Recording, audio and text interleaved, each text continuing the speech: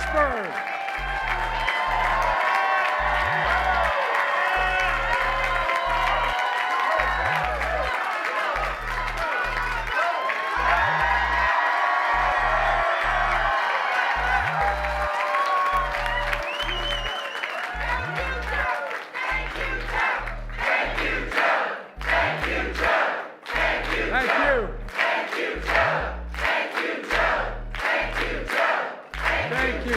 Thank you.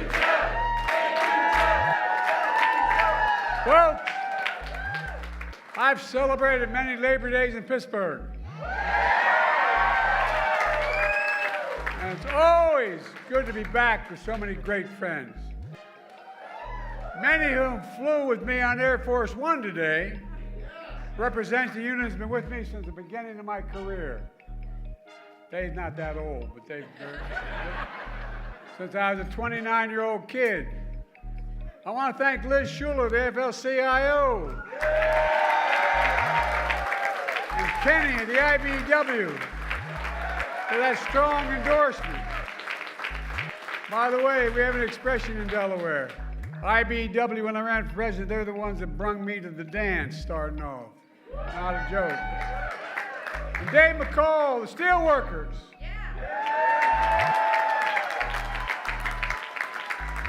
Dave, in 1972, Steelworkers were the first union to endorse a 29-year-old kid named Joe Biden who wasn't old enough to be senator when he got elected. It mattered. A guy named Huey Carcella was the district president because we used to have one of the largest labor forces in Claymont, Delaware, and North, over 4,000 workers. And it all went south. But Huey went to the national president, I.W. Abel, and he said he wanted me to get endorsed. Everybody thought it was crazy. I literally wasn't old enough to be sworn in the day I got elected. But guess what? President Abel stuck with me.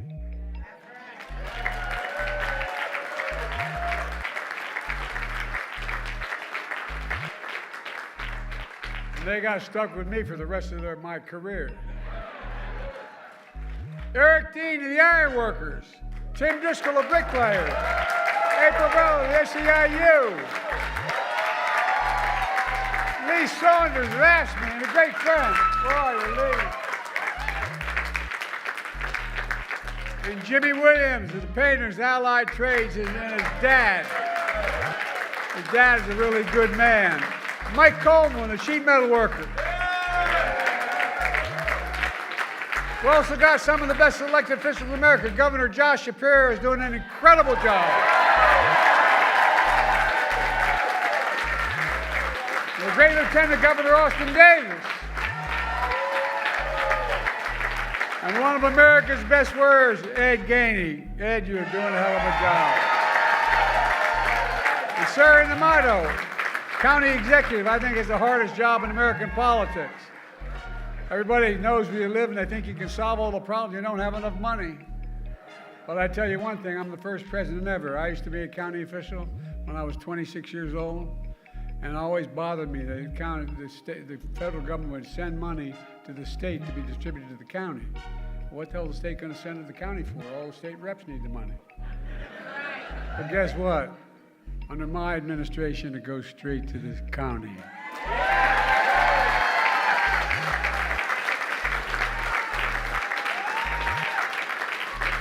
One of my best friends, my name's Joe Biden, I'm from Scranton, Pennsylvania.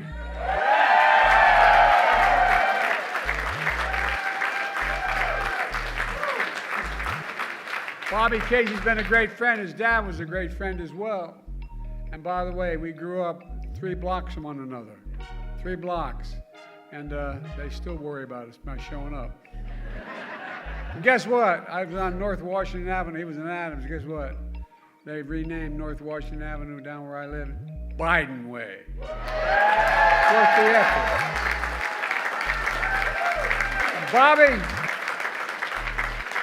Bob will make sure we get reelected again. And while we couldn't be here, I want to thank his partner in the Senate, John Fetterman. If you're in a foxhole, you want Fetterman in there with you.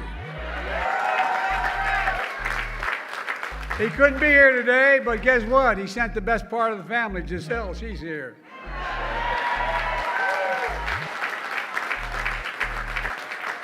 Let me just say, it means so much to be with a true friend, the Vice President and the next great President of the United States of America, Kamala.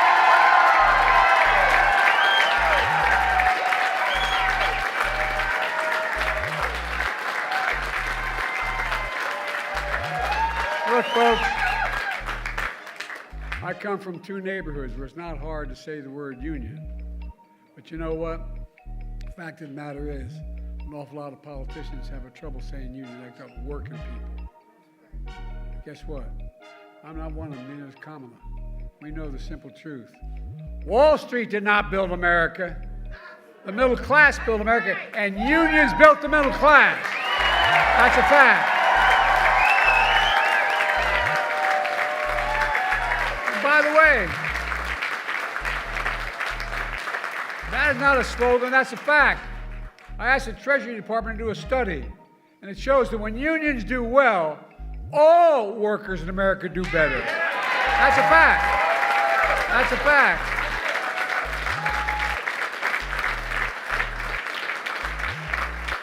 It's the biggest reason why our economy is the strongest economy in the world today, without question. Because of unions. You know, my dad, like many of his generation, going into World War II, wasn't able to go to college. My dad was a really well-read guy, and he was always engaged. And he'd come home from work before he'd go back, close up the shop, and for dinner.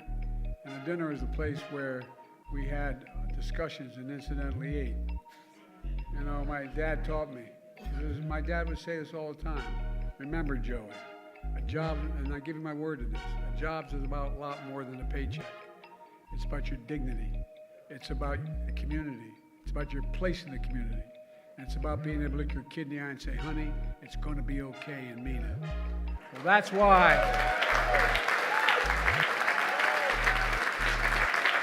That's why Kamala and I are so proud.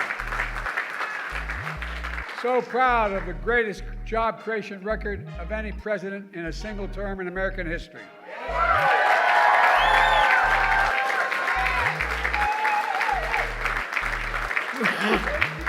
16 million new jobs so far. 800,000 manufacturing jobs.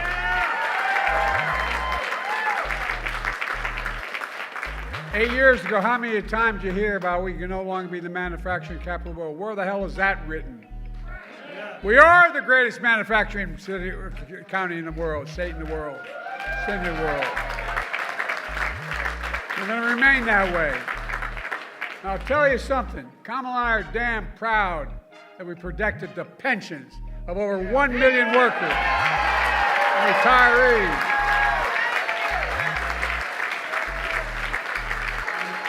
Remember all those years of promise we're going to do something about it?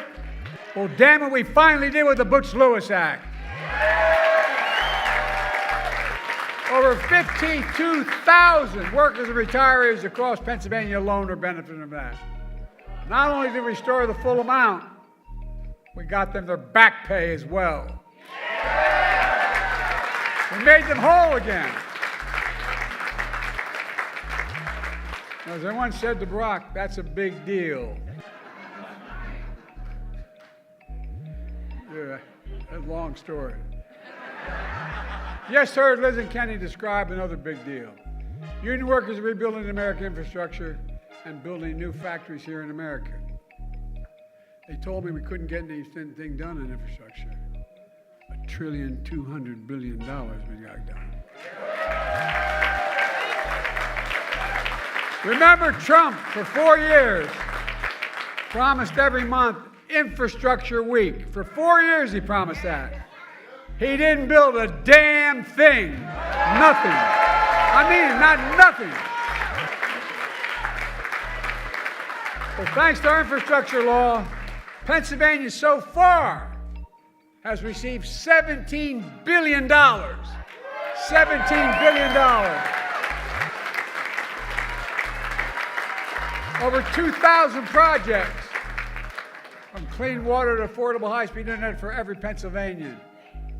The projects that include $858 million to expand the Montgomery Lock better to accommodate bigger barges to get millions of tons of goods and shelves faster, more reliable, and create thousands of union jobs.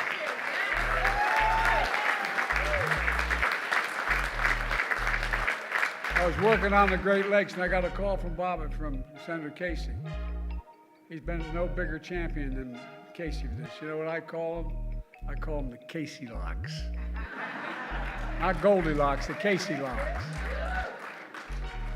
Bobby's also a champion of Pennsylvania's energy communities. We passed what's called the Casey Credit, available to 45 Pennsylvania counties where energy jobs such as coal mining had been before it disappeared before we came to office. The Casey Credit provides major incentives for companies to build new battery factories, wind turbines, and more, to create high-paying jobs in those coal and natural gas communities. And on top of that, there's over $4 billion in private companies have committed to invest in clean energy and advanced manufacturing here in Pennsylvania. $4 billion.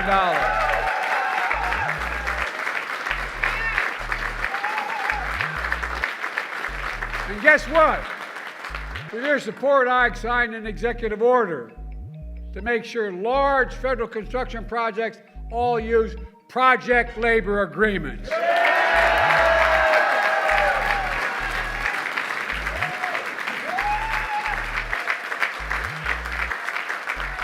Folks at home who maybe watch this and tell them know what a project labor agreement is. It's when contractors, subcontractors, and unions put in place before construction begins what the rules are, before it begins.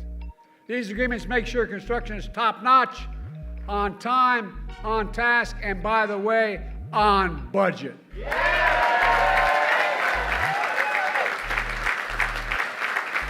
There's another big deal.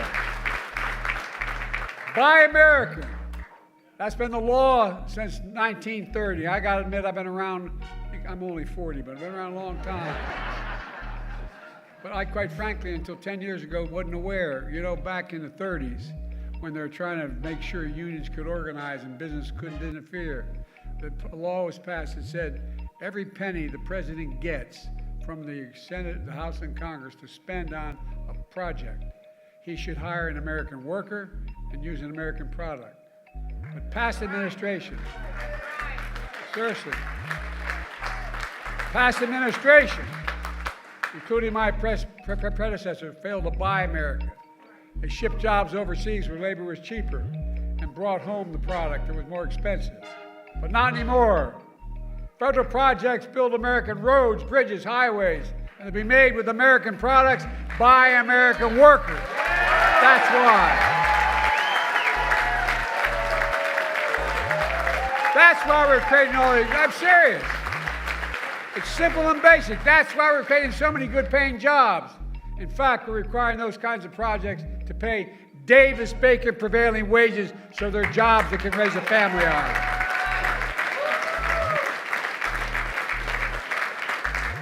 Many of those jobs don't require a college degree. In fact, we expanded registered apprenticeships. Remember all the hell I got for doing that?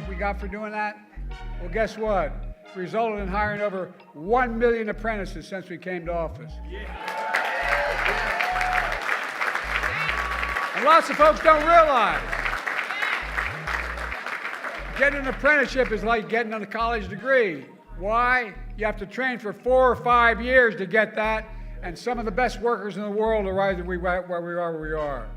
You know?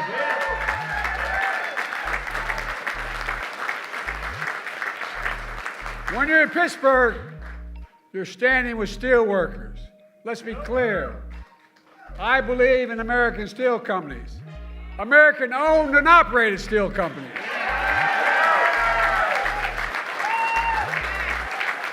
A simple reason. It's not hyperbole. American steelworkers are the best steelworkers in the world. And I made it clear last time I was in Pittsburgh. United States Steel, an iconic American company for more than a century, is going to remain an American company.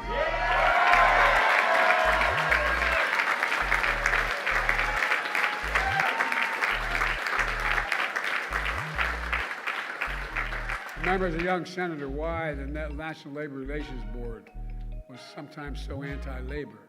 It was set up to help labor, to be pro-labor. Well, guess what? That's why one of the most significant things we've done, Kamala and I, is appointing a National Labor Relations Board that actually believes in unions and believes in recognizing the rights of labor. It's a big deal. It's a big deal. Remember, we have short memories. I'm all for forgiveness. I'm not for this. Trump appointed union busters on that board. No, that's a fact. But it's real. It affects people's lives. We're going to let that son of a gun do that again?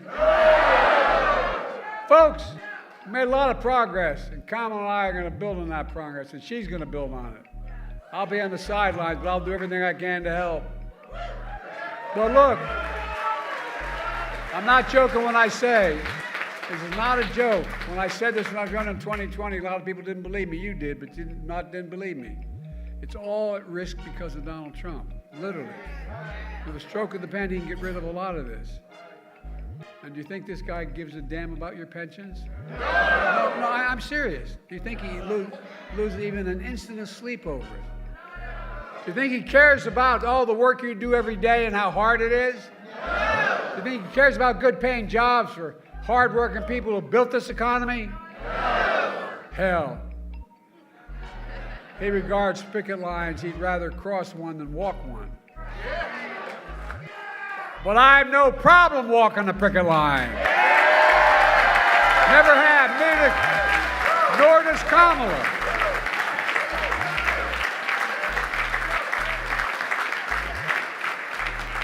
We'll always walk alongside you. Union workers built this country. And again, that's not hyperbole, that's a fact. These are facts. These are not campaign slogans. Let me close with this. 5 years ago, I began my campaign for president right here in Pittsburgh. I said one of the reasons I was running was to rebuild the backbone and spine of America, the middle class and working class folks. Not a joke. Think about it. Think about it. Well, 5 years later, we've done just that.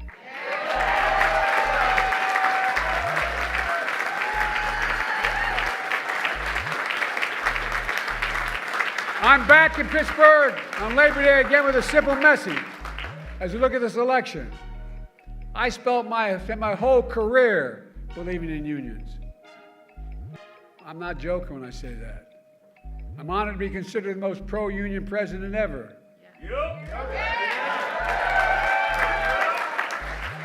And by the way, remember all the talk, Biden got elected and he's going to do a planned economy, we're going to collapse and there's going to be all this caving in. Interest rates are going to go through the ceiling. Come on, man. I'm here to tell you it's about increasing the strength of your unions, what this is all about. If you care about hardworking people, just give them a fair shot. Everyone in America deserves a fair shot. A fair shot. If you care about the dignity of work, and I mean it matters, the dignity of work, the way you're treated, the decency. I remember when my great-grandfather was only the second Catholic elected statewide to the state Senate here in Pennsylvania. And I remember they talked about when they were running against him in 1906, they said, guess what?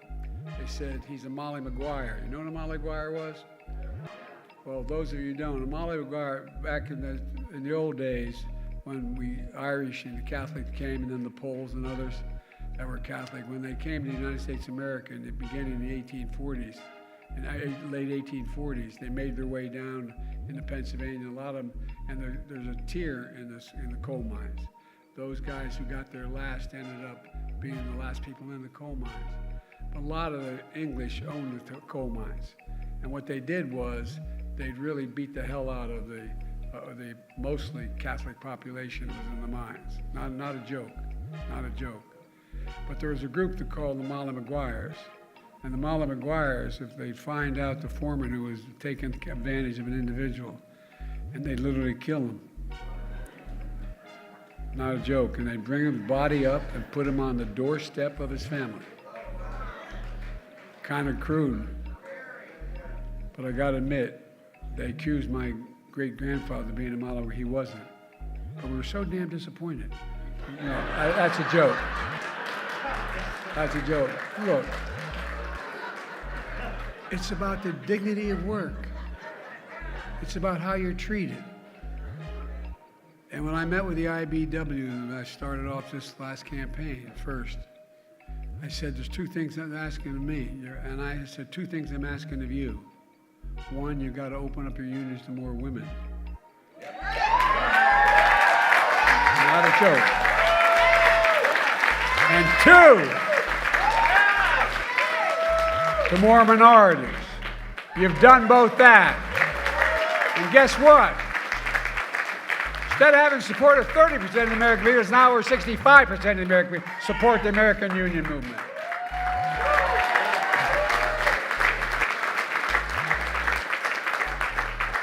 It really is all about the dignity of work. Then there's only, if you care about the dignity of work, there's only one person you have a rational choice with this time. And that's Kamala Harris. Not a...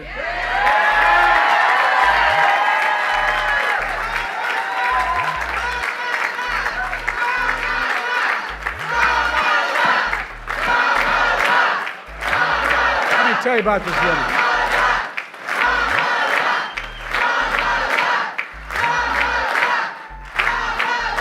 I know her. I trust her.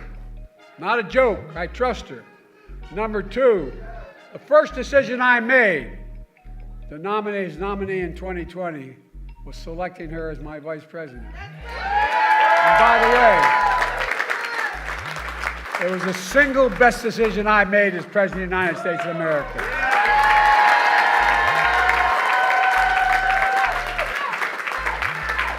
I was watching something sent to me when they asked Barack. They said, Barack picked me as vice president because he knew I could be president. Well, I know she'll be a good president. I know it. I've watched her when all the experts, foreign and domestic policy, would give us advice. Then we'd sit alone in a room, and she has a backbone like a ramrod. And she has the moral compass of a saint. This woman knows what she's doing. Folks, I promise you, if you elect Kamala Harris as president, it'll be the best decision you will have ever made. And Kamala believes as I do. The unions are the spine of this economy. She'll be a historic pro-union president. So folks, we got one more job to do together. Let me ask you, are you ready to fight? Yeah! Are you ready to win? Yeah! Are you ready to elect Kamala Harris our next president of the United States of America?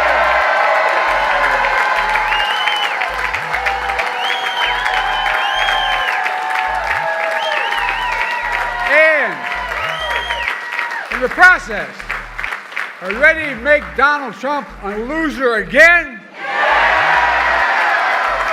I've never been more optimistic about America because we have to remember who we are. We're the United States of America. There's nothing, I mean this from the bottom of my heart, there's nothing beyond our capacity. Nothing. When we do it together. And that means elect my friend, our great Vice President, President of the United States, Kamala Harris.